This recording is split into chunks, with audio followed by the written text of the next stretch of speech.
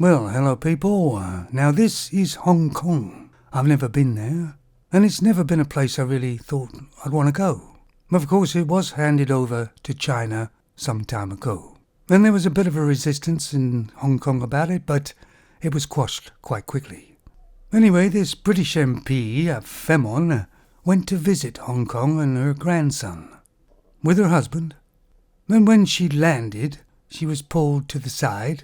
Her passport was confiscated, her bags were checked, and she was refused entry and put on a plane back to the UK.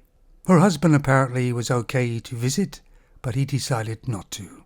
And this Femon MP is wondering why. You ever noticed about politics now, since Femons have got involved in lots of politics? It used to be arguing about the policies, but all of a sudden it turned into personal attacks. It wasn't about the policies anymore. And when you think about it, of course, when Femons break up with their husband and their ex-husband, they do nothing but badmouth them. Same as what they do with their ex-boyfriends. A lot of character assassination. And of course they use the shaming language. And this is what they're doing in politics. They brought politics down to their level. Apparently this Femon's on a board or something that actually criticizes China.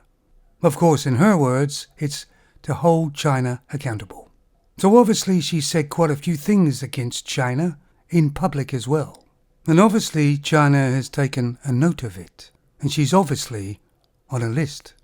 Of course, as usual, she's sort of pretending she's done nothing.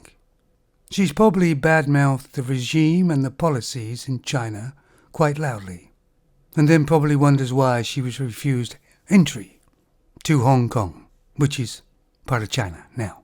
See, this is the thing about Femons. They can't keep their mouth shut. And I don't blame China, because all governments have a list, and she should be proud to think that she's actually on one of the lists. Can you imagine if her husband said, well, you can't come in, but I can, so I'm going to go have a good holiday. Probably the best holiday he ever had. Of course, when he got back home, he would have paid for it for the rest of his life. Some people may disagree with this, but I believe it's good. Because now she realizes there's accountability for how she acts and what she says, especially in public, and being an MP. And obviously her own country doesn't hold her accountable at all, but certain other countries do. Oh, and by the way, she's a Liberal Democrat. No surprise there. I'll put a link to the news item down below. Guys, you take it easy.